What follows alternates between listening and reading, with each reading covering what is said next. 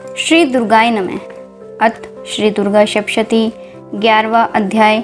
देवताओं द्वारा देवी की स्तुति तथा देवी द्वारा देवताओं को वरदान। ध्यान। मैं भुवनेश्वरी देवी का ध्यान करती हूँ। उनके श्री अंगों की आभा प्रभात काल के सूर्य के समान है और मस्तक पर चंद्रमा का मुकुट है। वे उभरे हुए स्तनों और 3 नेत्रों से युक्त हैं। उनके मुख पर मुस्कान की छटा छाई रहती है और हाथों में वरद, अंकुश, पाश एवं अभय मुद्रा शोभा पाते हैं। ऋषि कहते हैं, देवी के द्वारा महामादित्यपति शुंभ के मारे जाने पर इंद्र आदि देवता अग्नि को आगे करके उन कात्यायनी देवी की स्तुति करने लगे।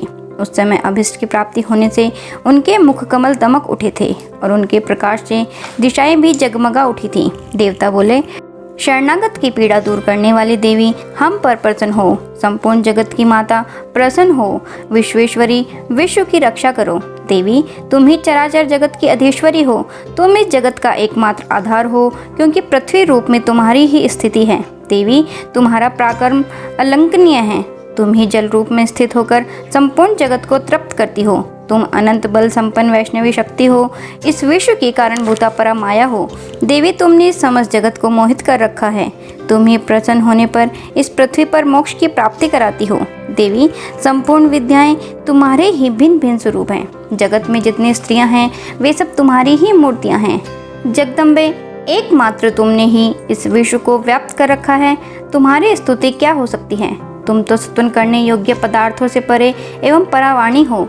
जब तुम सर्वस्वरूपा देवी स्वर्ग तथा मोक्ष प्रदान करने वाली हो, तब इसी रूप में तुम्हारी स्तुति हो गई। तुम्हारी स्तुति के लिए इससे अच्छी उक्तियाँ और क्या हो सकती हैं। बुद्धि रूप से सब लोगों के हृदय में विराजमान रहने वाली तथा स्वर्ग एवं मोक्ष प्रदान करने वाली नारायणी देवी तुम्हें नमस्कार है। कला, काष्ठा आदि के रूप से क्रमशः परिणाम अवस्था परिवर्तन की ओर ले जाने वाली तथा विश्व का उपसंहार करने में समर्थ नारायणी तुम्हें नमस्कार है। नारायणी तुम सब प्रकार का मंगल प्रदान करने वाली मंगलमयी हो। कल्याणदायिनी शिवा हो। सब पुरुषार्थों को सिद्ध करने वाली शरणागत वत्सला 3 नेत्रों वाली एवं गौरी हो। तुम्हें नमस्कार है। तुम सृष्टि, पालन और संहार की शक्तिभूता सनातनी देवी, गुणों का आधार तथा सर्वगुणमयी हो। नारायणी तुम्हें नमस्कार है। शरण में आए हुए दीनों एवं पीड़ितों की रक्षा में संलग्न रहने वाली तथा सबकी पीड़ा दूर करने वाली नारायणी देवी तुम्हें नमस्कार है। नारायणी तुम ब्रह्माणी का रूप धारण करके हंसों से जुते हुए विमान पर बैठती तथा कुश मिश्रित जल छिड़कती रहती हो। तुम्हें नमस्कार है। माहेश्वरी रूप से त्रिशूल, चंद्रमा एवं सर्प को धारण करने वाली तथा महान वृषभ की पीठ पर बैठने वाली नारायणी देवी तुम्हें नमस्कार है। मोरों और मुर्गों से घिरी रहने वाली तथा महाशक्ति धारण करने वाली कौमारी रूप धारिणी निष्पापी नारायणी तुम्हें नमस्कार है। शंख, चक्र, गदा और शारंग धनुष रूप उत्तम आयुधों को धारण करने वाली वैष्णवी शक्ति रूपा नारायणी तुम प्रसन्न हो। तुम्हें नमस्कार है। हाथ में भयानक महाचक्र लिए और दाढ़ों पर धरती को उठाए वाराही रूप धारिणी कल्याणमयी नारायणी तुम्हें नमस्कार है। भयंकर नरसिंह रूप से दैत्यों के वध के लिए उद्योग करने वाली तथा त्रिभुवन की रक्षा में संलग्न रहने वाली नारायणी तुम्हें नमस्कार है। मस्तक पर किरीट और हाथ में महावज्र धारण करने वाली, सहस्त्र नेत्रों के कारण उद्दीप्त दिखाई देने वाली और वृत्तासुर के प्राणों का अपहरण करने वाली इंद्र शक्ति रूपा नारायणी देवी तुम्हें नमस्कार है।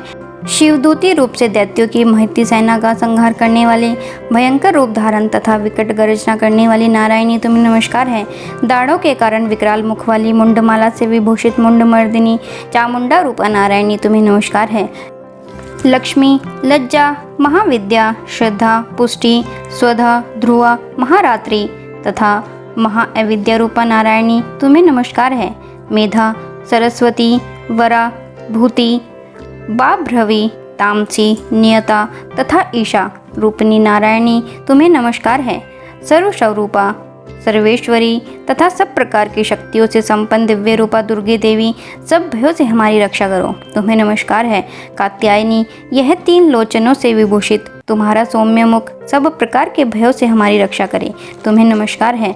भद्रकाली ज्वालाओं के कारण विकराल प्रतीत होने वाला, अत्यंत भयंकर और समस्त असुरों का संहार करने वाला तुम्हारा त्रिशूल भय से हमें बचाए। तुम्हें नमस्कार है देवी, जो अपनी ध्वनि से संपूर्ण जगत को व्याप्त करके दैत्यों के तेज नष्ट किए देता है। वह तुम्हारा घंटा हम लोगों की पापों से उसी प्रकार रक्षा करे जैसे माता अपने पुत्रों की बुरे कर्मों से रक्षा करती है। चंडिके, तुम्हारे हाथों में सुशोभित खड्ग जो असुरों के रक्त और चर्बी से चर्चित है, हमारा मंगल करें। हम तुम्हें नमस्कार करते हैं देवी, तुम प्रसन्न होने पर सब रोगों को नष्ट कर देती हो और कुपित होने पर मनोवांछित सभी कामनाओं का नाश कर देती हो।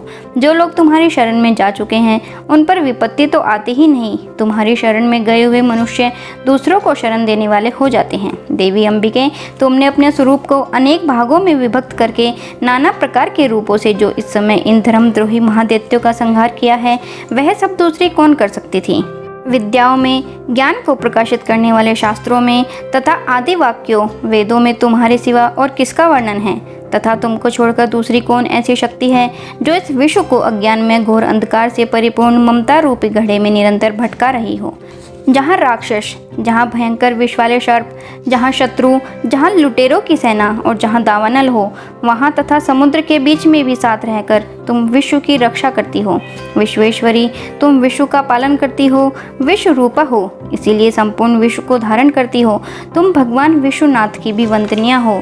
जो लोग भक्तिपूर्वक तुम्हारे सामने मस्तक झुकाते हैं वे संपूर्ण विश्व को आश्रय देने वाले होते हैं। देवी प्रसन्न हो, जैसे इस समय असुरों का वध करके तुमने शीघ्र ही हमारी रक्षा की है, उसी प्रकार सदा हमें शत्रुओं के भय से बचाओ। संपूर्ण जगत का पाप नष्ट कर दो और उत्पात एवं पापों के फलस्वरूप प्राप्त होने वाले महामारी आदि बड़े बड़े उपद्रवों को शीघ्र दूर करो। विश्व की पीड़ा दूर करने वाली देवी, हम तुम्हारे चरणों पर पड़े हुए हैं, हम पर प्रसन्न हो। त्रिलोक निवासियों की पूजनीय परमेश्वरी, सब लोगों को वरदान दो। देवी बोली, देवताओं, मैं वर देने को तैयार हूँ। तुम्हारे मन में जिसकी इच्छा हो वह वर मांग लो। संसार के लिए उस उपकारक वर को मैं अवश्य दूंगी। देवता बोले, सर्वेश्वरी, तुम इसी प्रकार तीनों लोकों की समस्त बाधाओं को शांत करो और हमारे शत्रुओं का नाश करती रहो।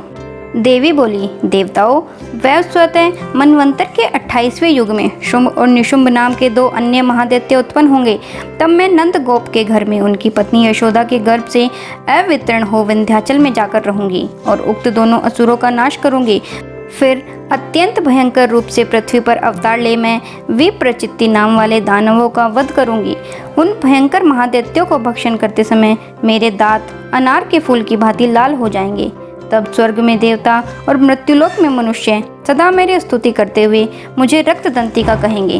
फिर जब पृथ्वी पर 100 वर्षों के लिए वर्षा रुक जाएगी और पानी का अभाव हो जाएगा, उस समय मुनियों के सत्वन करने पर मैं पृथ्वी पर अयोनिजा रूप में प्रकट होंगी और 100 नेत्रों से मुनियों को देखूंगी। अतः मनुष्य शताक्षी इस नाम से मेरा कीर्तन करेंगे। देवताओं, उस समय मैं अपने शरीर से उत्पन्न हुए शाकों द्वारा समस्त संसार का भरण पोषण करूंगी। जब तक वर्षा नहीं होगी तब तक वे शाक ही सबके प्राणों की रक्षा करेंगी। ऐसा करने के कारण पृथ्वी पर शाकुंभरी के नाम से मेरी ख्याति होगी। उसी अवतार में मैं दुर्गम नामक महादैत्य का वध भी करूंगी। इससे मेरा नाम दुर्गा देवी के रूप से प्रसिद्ध होगा। फिर मैं जब भीम रूप धारण करके मुनियों की रक्षा के लिए हिमालय पर रहने वाले राक्षसों का भक्षण करूंगी, उस समय सब मुनि भक्ति से नतमस्तक होकर मेरी स्तुति करेंगे। तब मेरा नाम भीमा देवी के रूप में विख्यात होगा।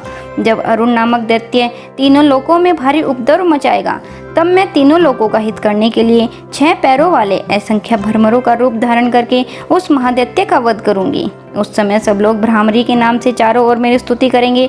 इस प्रकार जब जब संसार में दानवी बाधा उपस्थित होगी, तब तब अवतार लेकर मैं शत्रुओं का संहार करूंगी। इसी प्रकार श्री मार्कंडेय पुराण में सार्वणिक मनवंतर की कथा के अंतर्गत देवी महात्म्य में देवी स्तुति नामक 11वां अध्याय संपूर्ण हुआ। श्री दुर्गाय नमः। नोटिफिकेशंस के लिए बेल आइकन प्रेस कर लीजिए। मेरे वीडियोस को लाइक, शेयर एंड कमेंट करना और चैनल को सब्सक्राइब करना बिल्कुल ना भूलें। धन्यवाद।